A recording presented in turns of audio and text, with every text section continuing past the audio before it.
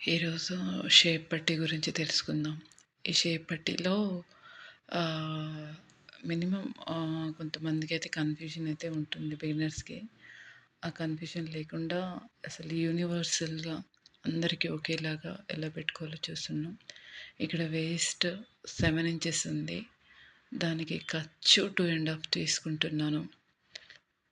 ఇక్కడ నేను 3 ఇంచెస్ పెడుతున్నాను. ఎందుకు అంటే ఇది అపెక్స్ యొక్క విడ్త్ అంటే 30 ఉంది. 30/10 చేస్తే 3. ఇది అపెక్స్ విడ్త్. ఇప్పుడు స్టార్టింగ్ నుంచి పైన 1 ఇంచ్ అనేది పైకి తీసుకున్నాను. అక్కడి నుంచి ఇక్కడికి ఇలా క్రాస్‌గా లైన్ కొట్టాలి. ఆ పైనుంచి 4 ఇంచెస్ వరకు తీసుకోవాలి.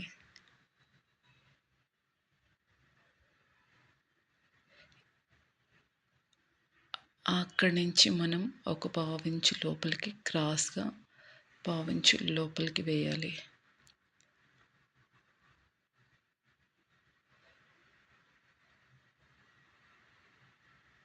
ఇలా వేసిన తర్వాత ఇది 4 ఇంచెస్ ఉంది.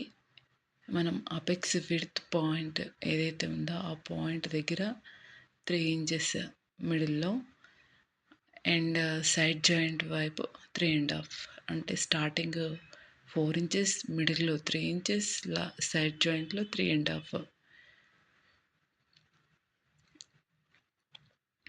ఈ 3½ ఈ లైన్ కూడా మనం స్ట్రైట్‌గా గీసుకొని ఒక పావించు బయటికి వేసుకోవాలి. ఇటు సైడ్ కూడా అంతే. నేను ఎందుకు ఇలా పావించు బయటికి వేశాను అండ్ ఇటు సైడ్ 1 ఇంచ్ ఎందుకు పైకి తీసుకున్నాను అనేది క్లియర్గా చెప్తాను. 1 ఇంచ్ ఎందుకు పైకి తీసుకున్నామంటే ఇదివరకు అందరూ కూడా షేప్ పట్టీని స్ట్రైట్‌గా తీసుకునేవాళ్ళు. స్ట్రైట్‌గా తీసుకోవడం వల్ల హుక్స్ అనేది లాస్ట్ హుక్ అనేది సరిగ్గా పట్టదు. ఒకవేళ అది పట్టినా కూడా పైకి ముడుచుకుంటూ వెళ్తుంది. అందుకనే మనము ఈ 1 ఇంచ్‌ని అసలు తీసేస్తున్నాం. పైకి ముడుచుకుంటూ వెళ్ళేదానికి ఎందుకు అవసరం లేదు కదా స్ట్రైట్‌గా అని చెప్పేసి 1 ఇంచ్ క్రాస్‌గా ఇలా తీసుకున్నాం. ఇప్పుడు అక్కడ కర్వ్‌లాగా గీయాలి.